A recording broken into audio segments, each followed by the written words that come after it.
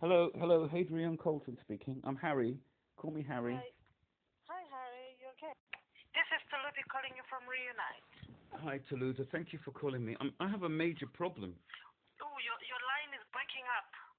I, I'm not sure what's going on. how can I help you, Talooda? Oh, it's Taloopi. I'm calling you from Reunite. You left a voice message for us. You left two voice messages this morning. Yes, so I'm struggling to communicate with Ikaku. Okay. Have they not gotten back to you yet?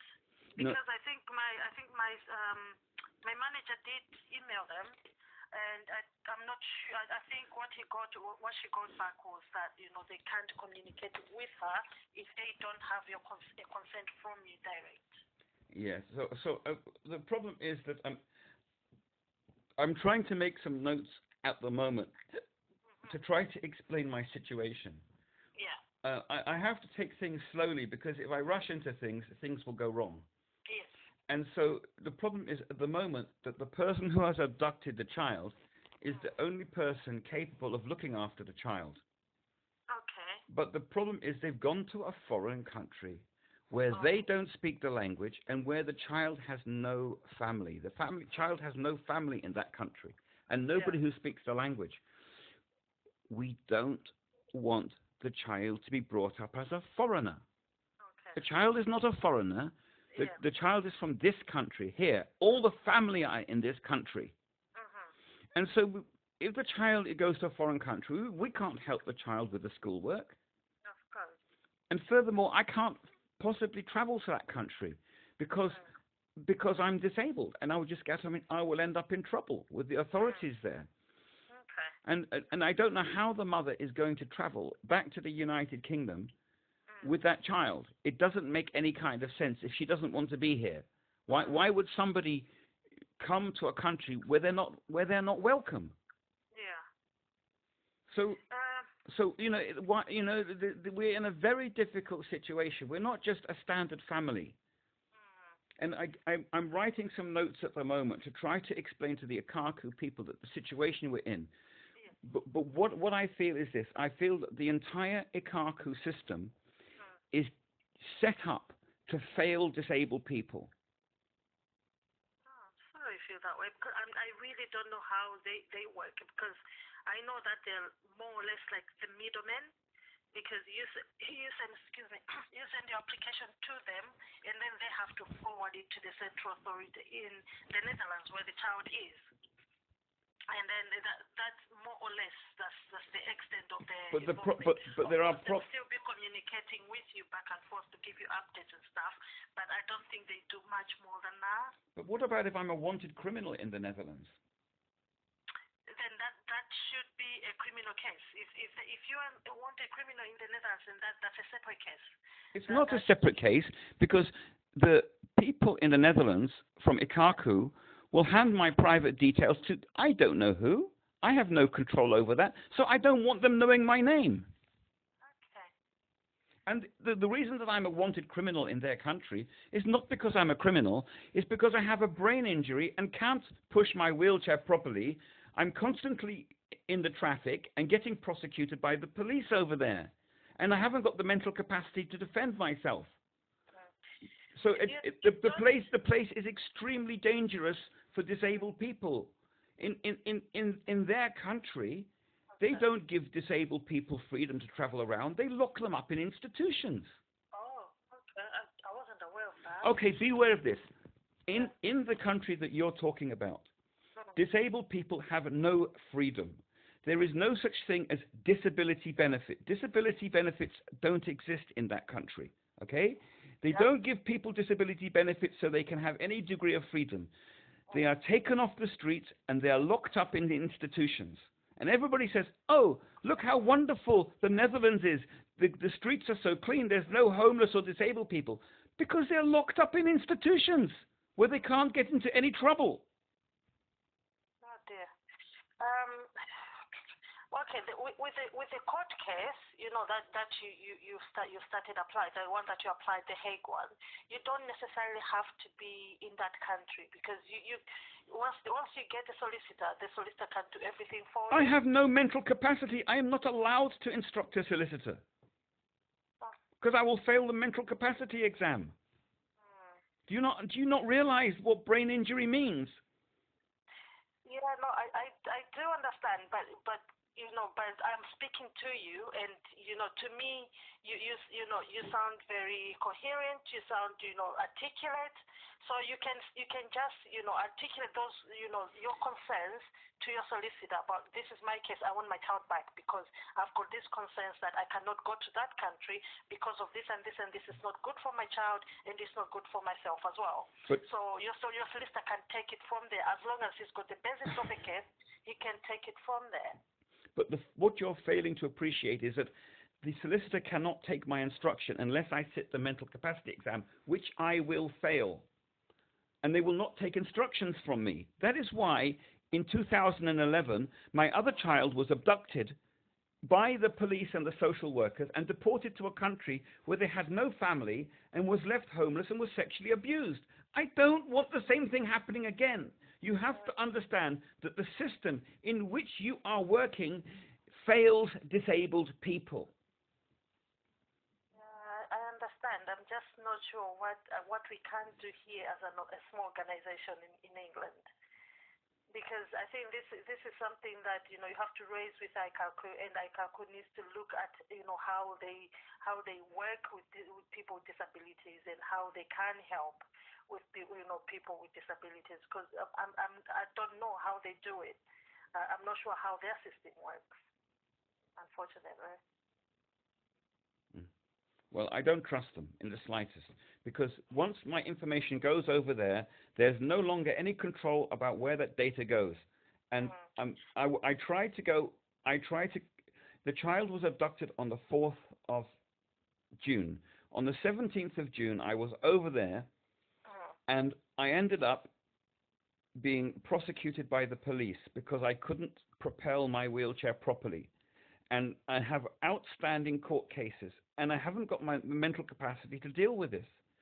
And I just feel that this particular country, because of the eugenic way in which they treat disabled people, is not an appropriate place to go. They can easily just turn around and say, oh my God, we're not going to hand over this child to this brain-injured person who's a criminal, who can't possibly look after the child. It's far too dangerous for the child. We're going to keep the child here.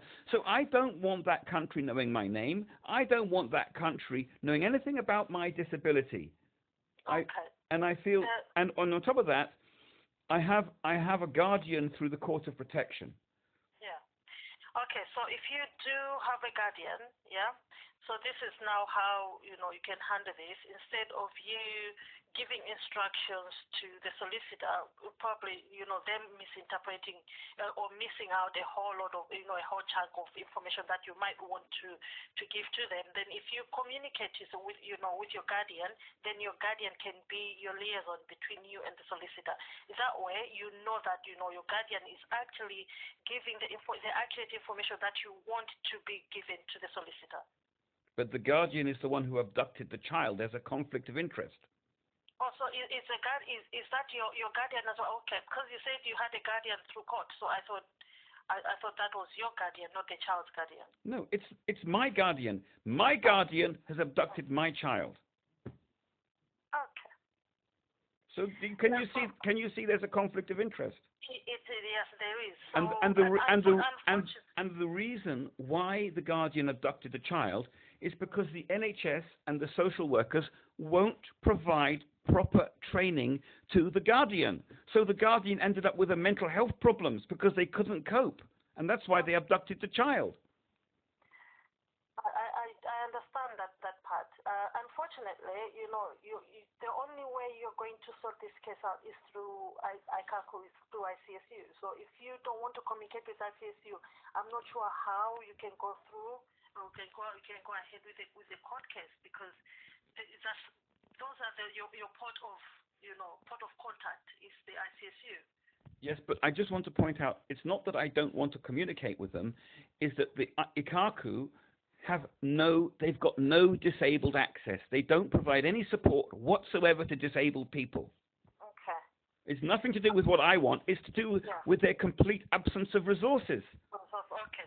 So I'll speak to my director again and see if she can communicate again with ICSU and see if there is anything that they can do, in support to support you through all this, so that you can make things easier for you. So but right now she's in mediation, so I will try and speak to her after lunch. Okay, I've written your details down. Yes. Because I know she's already aware of your case. You've spoken to her as well before.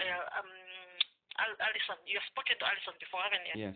And just let Alison know that that I had no criminal record in that country until the child was abducted. And the reason that I ended up with a criminal record in that country was 13 days after the child was abducted, I tried to travel to that particular country.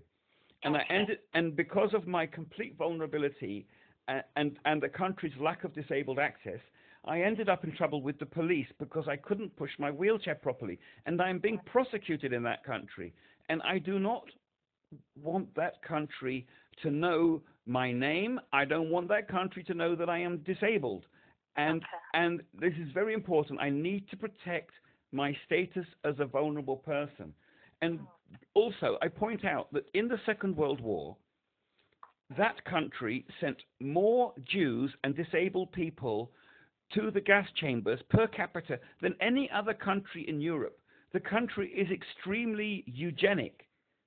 It is a very high tax country, and disabled people are not considered high earners and high taxpayers. They are considered a burden. The country is below sea level. They have to spend a lot of money pumping out the water, and because of that, they have to treat disabled people in a much more economically frugal manner. And so disabled people are just not welcome there.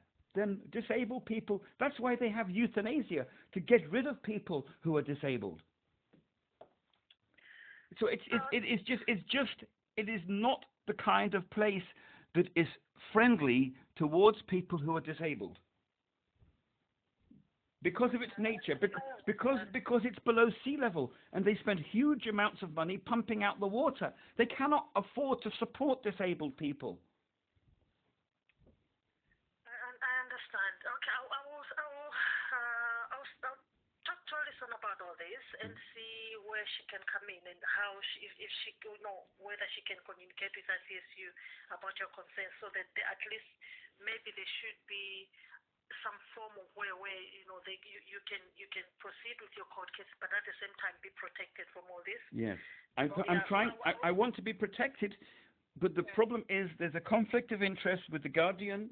My guardian took the child, and I don't want my name to be put into the system because of my level of vulnerability. People will say, "Oh my God, it's a brain-injured person. Oh, that's somebody that's so easy to take advantage of." And I don't want to put myself in that position. I don't want people to know that I'm vulnerable and that I'm easy to take advantage of. Yeah. All right. No, I will speak to Alison as soon as she's done with mediation today. I will speak to her. I'll make sure that I relay your message and everything that or everything that you're requesting, and see if she can get in contact with ICSU. And I will make sure that it's Alison who will speak to you after she speaks to them. So at least she can give you first-hand information from what she's going to get from ICSU. And let her know that I completely reject this child being brought up in a foreign country where she has no family. The mother is not from that country. The mother doesn't speak the language. The child has no family over there. And so we completely reject the child being brought up in that particular land. Okay. No, I'll let her know. I'll let her know, because I'm writing the notes here as well as I go. So she's going to read everything that you're telling me now. Yes. Thank you. All right, so I'll leave this with you, and then I'll tell Alison, and then she's going to get in touch with you. Okay? Yes, thank you. Thank you. All right, you take care of yourself, Adrian. Yes, thank you. Bye-bye. Bye.